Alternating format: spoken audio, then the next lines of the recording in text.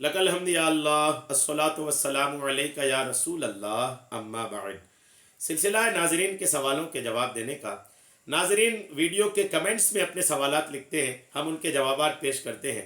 दीगर नाजरीन से अर्ज़ है कि अगर आपका भी कोई सवाल है तो ज़रूर कमेंट्स में लिखा करें, इंशाअल्लाह हम आपको भी जवाब पेश करने की सआदतें हासिल करेंगे। हमारे नाजरीन में से इन्होंने सवाल की है, हमारी कोई इस्लामी बहन है, इन्होंने सवाल की है कि रोज़े की हालत में सर में मेहंदी लगाना कैसा है। फिर इन्होंने सवाल में ये भी लिखी है कि अगर लगाना है तो कितनी देर से तक लगा लेना चाहिए, यानी दिन में कब 10 बजे से पहले, 11 बजे से पहले, या कितनी देर तक लगा सकते हैं, कब नहीं लगा सकते हैं। ये इन्होंने सवाल में पूरी डिटेल लिखी है। तो जवाब में पेश करता हूँ कि रोज़े की हालत में सर में मेहंदी लगाना कैसा है। ये उमूमन लोग लगाते हैं, सर में भी बाज़ औक़ात इस्लामी बहनें लगाती हैं और मर्द हजरात भी कई बार सर में मेहंदी लगाते हैं। तो मेहंदी लगाने की इजाज़त रोज़े की हालत में है या नहीं, पहले तो ये पता होना चाहिए। अगर ये पता हो जाएगा तो ये बात भी पता चल जाएगी कि टाइम का मसला क्या है, कब लगा सकते हैं, कितनी देर बाद लगा सकते हैं। रोज़े की हालत में सुबह लगाएं, शाम को लगाएं, दोपहर को लगाएं, क्या इसका एक सूरत हाल है, मैं आपको पेश करता हूँ। पहला आप सुने, रोज़े की हालत में मेहंदी लगा सकते हैं या नहीं। रोज़े की हालत में मेहंदी लगाने से रोज़े पर कोई फर्क नहीं पड़ता, मेहंदी लगा सकते हैं, ये बात वाज़ेह हो गई। ये दुर्र मुख्तार मार अब्दुल मोहतार जिल्द 3 सफ़ा 421, बार शरीयत जिल्द 1 सफ़ा 982 और में अल्हम्दुलिल्लाह ये लिखा है। ये 2 किताबों का हवाला मैंने आपको पेश कर दिया, जिसमें साफ तौर पर लिखा है कि रोज़े की हालत में मेहंदी लगाने से रोज़े पर कोई फ़र्क नहीं पड़ता। और रोज़े की हालत में सुरमा लगाना भी जायज़ है। मज़ीद इसमें लिखा है तो मैं पेश कर देता हूँ, इल्म दीनी हासिल होगा कि रोज़े की हालत में सुरमा लगाना भी जायज़ है, अगरचे सुरमा आँखों में लगाने के बाद हल्क में सुरमे का असर महसूस हो।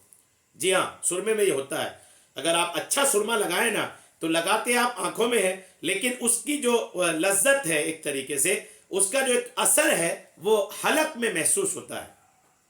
तो अगर सुरमा लगाने के बाद हलक में महसूस हुआ ना तो भी सुरमा लगा सकते हैं। तो सुरमा भी लगा सकते हैं, मेहंदी भी लगा सकते हैं, ये इसमें कोई हरज नहीं है।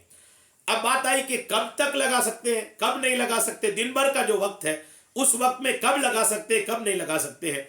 तो याद रखिएगा कि जब सुरमा लगाने में रोज़े में कोई फ़र्क ही नहीं है तो आप अल्हम्दुलिल्लाह दिन भर में किसी वक्त भी लगा लें। लेकिन इतना याद रखिएगा कि मेहंदी लगाने में वक्त लगता है और मेहंदी लगाने के बाद भी कुछ देर बैठे रहना पड़ता है ताकि वो मेहंदी अपना असर दिखा दे, बालों में अच्छा पकड़ बना ले, कलर हो जाए, इसके लिए कुछ देर इंतज़ार करना पड़ता है।